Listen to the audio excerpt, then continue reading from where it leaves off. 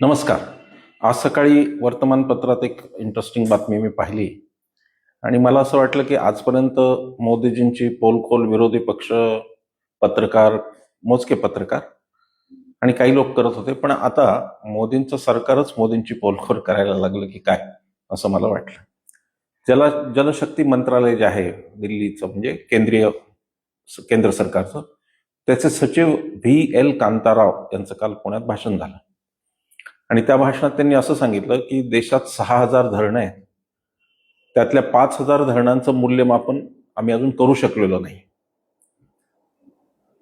मूल्यमापन म्हणजे धरणात गाळ किती आहे, त्याची फिजिबिलिटी काय राहिली, त्या धरणाचं बाकीचं सेफ्टी आणि या सगळ्या दृष्टींचा अंदाज घेणं म्हणजे मूल्यमापन, ते करू शकलेले नाही. त्यांनी पुढची जी गोष्ट सांगितली ती जास्त इंटरेस्टिंग आहे. त्याचं कारण त्यांनी सांगितलं की जी 6,000 धरणं आहेत त्यातली निम्म्यापेक्षा जास्त 50 वर्षांपूर्वीची आहेत.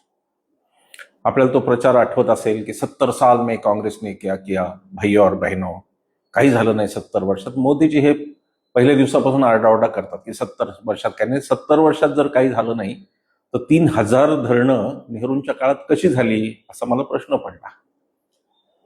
मोदीजींच्या काळात किती नवी धरणं झाली याचा मी अंदाज घेतला. फक्त 2 नवी मोठी धरणं सुरू आहेत, जम्मू काश्मीरमध्ये एक आणि गुजरातमध्ये. 6,000 धरणं जी झाली याचा अर्थ ती काँग्रेसच्या काळात झाली. या देशावर काँग्रेसचं जे राज्य होतं त्या काळात ती झाली. आणि तरी 70 साल में क्या किया असा प्रश्न मोदीजींना पडतो. त्याचं उत्तर असं आहे की 70 साल में कांग्रेस ने 6,000 डैम बनवाए और आपने 11 साल में सिर्फ 2 डैम की शुरुआत की है, वो बने नहीं है अभी तक. लोकांना हा विरोधाभास लक्षात यावा म्हणून हे सांगितलं पाहिजे की सगळे मेजर धरणं पंडित नेहरूंच्या काळात सुरू झाली. अगदी भाकरानांगल असेल, हिराकूड असेल, नागार्जुन सागर असेल, कोयना असेल आपलं महाराष्ट्रातलं, हे सगळं नेहरूंच्या काळातलं आहे. आणि त्याच्यानंतर यांना मेंटेन करता आलेलं नाही. पंडित नेहरूंनी जर धरणं केली नसती तर देशात शेती पिकली नसती. आणि म्हणून आपल्यासारखे लोक जे शेतकऱ्यांच्या कुटुंबातून येतात, ज्यांचा उदरनिर्वाह, ज्यांचं भरण पोषण शेतीने केलंय, त्यांना तरी पंडित नेहरूंच्यासाठी कृतज्ञ राहावं लागेल.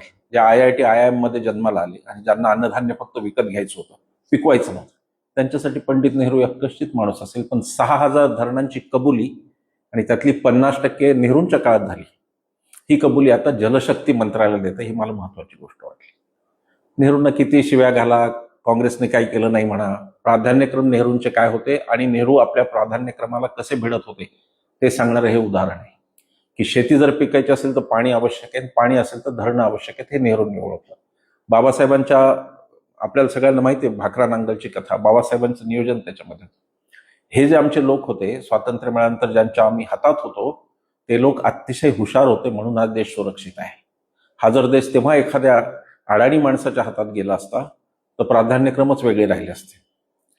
पाणी, शिक्षण, आरोग्य याच्याकडे कदाचित लक्षच गेलं नसतं. आज एक बातमी महाराष्ट्रात मी वाचली की महाराष्ट्रामध्ये लाडकी बहीण योजनेने दिवाळ वाजवलेलं या सरकारचं आणि प्राध्यापक भरतीसाठी आता पगार नाही. आता लाडक्या बहिणींना याचा विचार करावा लागेल की 1,500 रुपये महिना आपला हे आपल्यासमोर टाकतात, 1,500 रुपयांचा तुकडा, आणि त्याच्या बदल्यात हे काय काय करतात याचा विचार करावा लागेल. मूळ मुद्दा आपला असा होता की धरणांचं नियोजन हे आता मोदी सरकार त्याची कबुली देत आहे, जलशक्ती मंत्रालय कबुली देते की नेहरू जास्त कर्तबगार होते. नेहरू आणि मोदी यांच्यात मी कधी तुलना करू शकत नाही, करू इच्छित नाही. ती तुलनाच होऊ शकत नाही. कोणत्या अर्थाने ती तुलना होणार? शिक्षणाच्या अर्थाने होणार का कशाची? कोणत्याच अर्थाने. कार्यक्षमतेच्या आधारे पण होऊ शकते.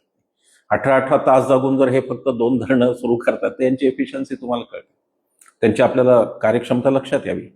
पंडित नेहरूंची 3,000 धरणं आणि मोदींची 2 धरणं, 2 आता सुरू झालेली मेजर, याच्यात मला वाटतं की सगळ्यात काही कळून जावं. आणि 70 वर्षाला दोष देण्यापेक्षा मोदींनी आता आपला कार्यकाळ पाहावा. त्यांच्या चमच्यांनी, त्यांच्या साजिंद्यांनी, त्यांच्या भक्तांनी आता 11 वर्षाचं मूल्यमापन करावं आणि हे समजून मान खाली जावी त्यांची की नेहरूंनी जे बांधलं त्याचं मूल्यमापन सुद्धा हे करू शकत नाहीत. 5,000 धरणांचं मूल्यमापन बाकी आहे. तर तुम्हाला जे नेहरूंनी बांधलं त्याचं मूल्यमापन होत नसेल, कशाला तुम्ही त्या 70 वर्षांच्या बाता मारता? पोलखोल होत राहील. आता ती सरकारी कार्यालय करायला लागली, ही चांगली गोष्ट आहे. धन्यवाद.